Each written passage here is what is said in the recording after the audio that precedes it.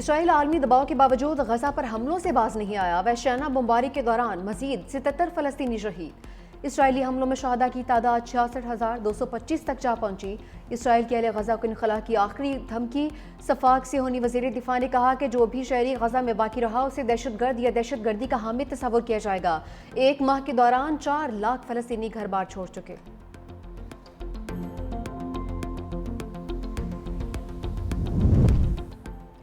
Chairman Peoples Party Bilawal Bhutto Zardari کا global smooth فرٹیلا کو روکنے پر شدید رد عمل۔ کہا کہ کھانا اور دوائیں کوئی خطرہ نہیں۔ اسرائیل نے پاکستان کے سینیٹر مشتاق احمد خان سمیت ڈاکٹرز اور رضاکاروں کی حراست میں لے کر انسانیت پر حملہ کیا ہے۔ بلاول بھٹو کا حراست میں لے گئے تمام افراد کی رہائی کا مطالبہ۔ غزہ کے لیے انسانی راہداری اور فلسطین کے لیے انصاف کا بھی مطالبہ کر دیا۔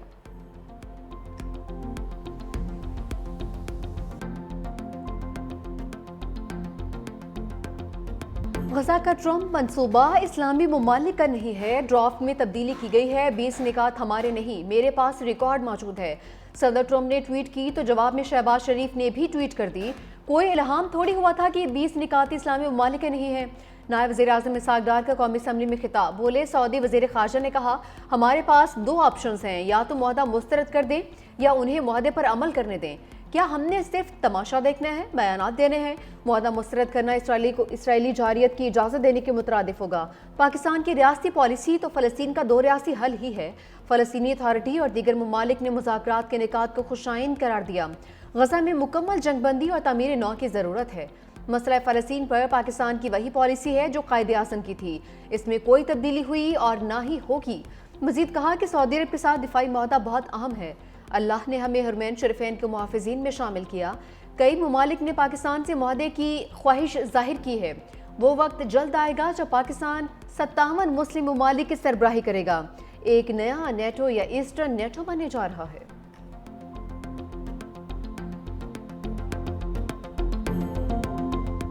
وزیر اعلیٰ پنجاب مریم نواز کے بیانات پر پیپلز پارٹی کی ناراضگی برقرار۔ ارکان کا قومی اسمبلی اجلاس سے پھر واک آؤٹ۔ سینئر رہنما نوید قمر نے کہا ہمیں یقین دہانیاں کروائی گئی تھیں لیکن گراؤنڈ پر ابھی تک وہی صورتحال ہے۔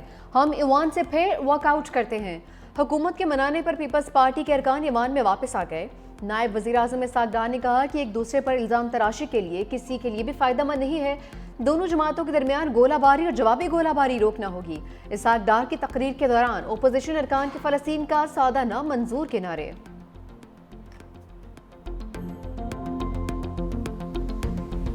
وہ پانی جو میرے پنجاب کے کسان کا حق تھا اس کو سیاست کی نظر کر دیا گیا۔ پنجاب کے عوام مشکل میں ہیں، سیلاب کے اندر پھنسے ہوئے ہیں، اور باہر سے جب کوئی بیٹھ کے پنجاب کے عوام کے اوپر بات کرے گا تو مریم نواز شریف جواب دے گی۔ مریم نواز شریف کیوں معافی مانگے؟ معافی وہ ترجمان مانگے جنہوں نے پنجاب کے عوام پہ آئی ہوئی آفت کے دوران پنجاب کے عوام پر تنقید کی، سیاست کی، اور مریم نواز نے اگر جواب دیا تو اپنے لوگوں کا جو حق ہے اس کے لیے اس نے آواز بلند کی لی، اور اس کے لیے مریم نواز شریف کبھی معافی نہیں مانگے گی۔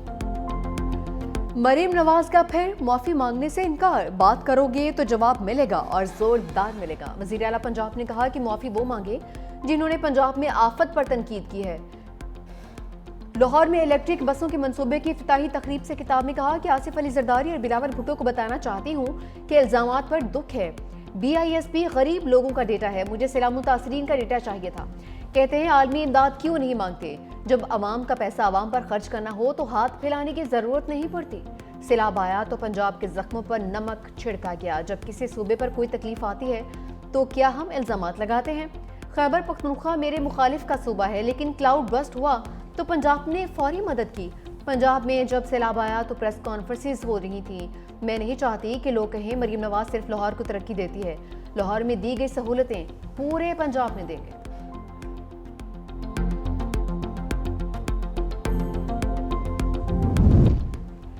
اتحادیوں کا پارا ہائی، ٹھنڈا کرنے کی کوششیں جاری۔ نائب وزیر اعظم اسحاق ڈار اور پیپلز پارٹی میں ایک بار پھر رابطہ۔ ذرائع کے مطابق پیپلز پارٹی کے تحفظات وزیر اعظم کے سامنے رکھنے کی یقین دہانی کروائی۔ امید ہے پیر تک تمام معاملات حل ہو جائیں گے۔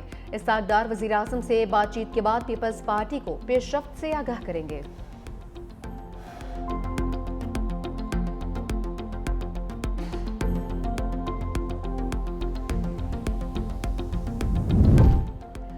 مریم نواز سیلاب کے پانی سے عوام کو بچانے میں ناکامی کو چھپانے کے لیے نسل پرستانہ سوچ کا مظاہرہ کر رہی ہیں۔ پیپلز پارٹی کا مرکزی سیکرٹری اطلاعات ندیم افضل چند کا جوابی وار، کہا عوامی مسائل کی نشاندہی کرنے والوں کو پنجاب دشمن قرار دینے والی مریم نواز پنجاب کا اصل مسئلہ ہے۔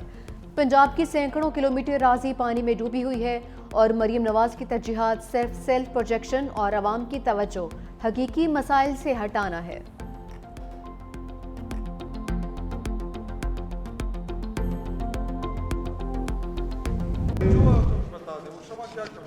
یار شمع کو بات آپ شمع آتی ہے، وہ اندھیرا نظر نہیں آتا تو آ جائے گا نا، آخر میں شمع بھی آ جائے گی۔ شمع ہی آتی ہے نظر آپ کو، اور کچھ نہیں نظر آتا۔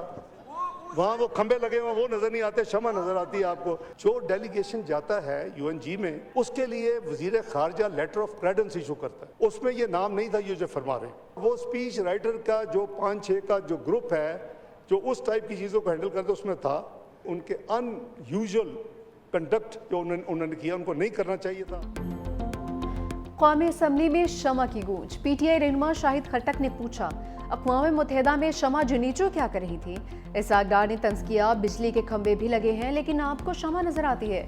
واضح کیا لیٹر آف کریڈنس میں شمع جنیجو کا نام نہیں تھا، وزیر اعظم کی تقریر لکھنے والوں اور دیگر لوگوں میں شمع جنیجو شامل تھی۔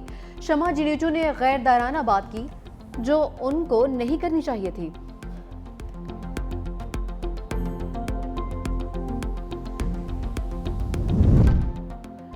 پاکستانی عوام کو کسی صورت اسرائیل کو تسلیم نہیں کرنے دیں گے، فلسطینی عوام کو پوچھے بغیر کوئی معاہدہ قبول نہیں ہے، مشاورت کے بغیر اتنے بڑے فیصلے کیے گئے۔ PTI رہنما سب کیسے کہتے ہیں آپ معاہدہ کرتے ہیں لیکن فلسطین کے عوام سے نہیں پوچھتے؟ صدر ٹرمپ کے 20 نکات ابھی نہیں آئے تھے کہ ٹویٹ کر دیا۔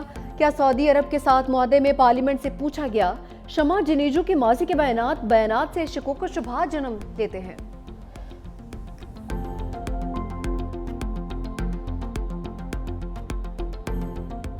آزاد کشمیر تنازع، مظفر آباد میں حکومتی ٹیم اور جوائنٹ ایکشن کمیٹی کے درمیان مذاکرات کا دوسرا دور، بعض امور پر اتفاق، مشاورت و قانون سازی کے لیے اعلیٰ سطح کی کمیٹی قائم۔ کمیٹی میں حکومت، سیاسی جماعتوں اور عوامی ایکشن کمیٹی کے نمائندے شامل۔ قانون ساز اسمبلی میں مہاجر ممبران کو کابینہ سے الگ کرنے اور فنڈز بند کرنے پر اتفاق۔ مہاجرین کی نشستوں کی تعداد، انتخابی طریقہ کار پر فیصلہ اعلیٰ سطح کمیٹی کرے گی۔ اشرافیہ کی مراعات میں کمی، ممبران اسمبلی کی پینشن ختم کرنے پر بھی اتفاق۔ وزراء، سابق وزراء اعظم، صدور کی مراعات میں کمی کا فیصلہ کمیٹی کرے گی۔ نیلم جہلم سمیت ہائیڈرو پروجیکٹس کے امور بھی اعلیٰ سطح کی کمیٹی میں طے ہوں گے۔ دوران احتجاج جہاں باق افراد کے لواحقین کو معاوضہ بھی دیا جائے گا۔ مذاکرات کی کامیابی پر اعلامیہ جلد جاری کیا جائے گا۔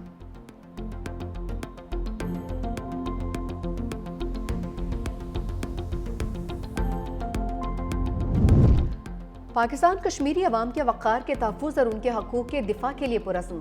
دفتر خارجہ کا کہنا ہے کہ پرامن اجتماع اور احتجاج کشمیری عوام کا بنیادی حق ہے۔ پاکستان کشمیری عوام کے سماجی اور معاشی ترقی کے لیے بھی کوشاں ہیں۔ آزاد کشمیر کے عوام آزادانہ اپنے شہری اور سیاسی حقوق سے لطف اندوز ہوتے ہیں۔ اس کے برعکس بھارتی مقبوضہ کشمیر میں عوام بدستور جبر اور ریاستی دہشت گردی کا شکار ہیں۔ نہتے کشمیری عوام پر طاقت کا وحشیانہ استعمال اور بنیادی آزادیوں سے محرومی بھارتی پالیسی کی پہچان ہے۔ جنوبی ایشیا میں پائیدار امن و استحکام مسئلہ کشمیر کے منصفانہ حل سے مشروط ہے۔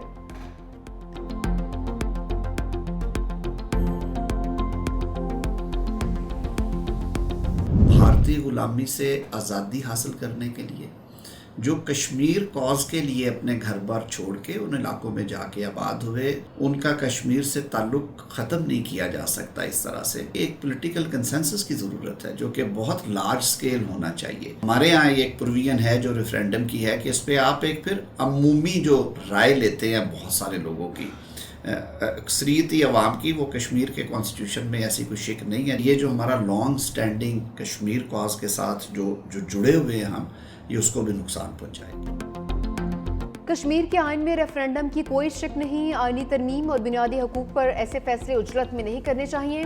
وزیر قانون اعظم نذیر تارڑ نے کہا کہ ہمیں آئینی اور قانونی نکات پر سوچ سمجھ کر بات کرنی اور حل تلاش کرنا چاہیے۔ آزاد کشمیر کی 12 نشستوں کے حلقوں کے تمام ووٹرز کشمیر سے تعلق رکھتے ہیں۔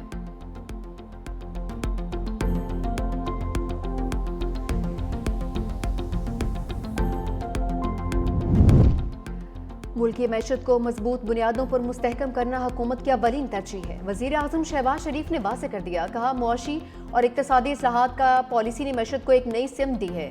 اس جدت اور شفافیت کی بدولت ملک ترقی کی راہ پر گامزن ہے۔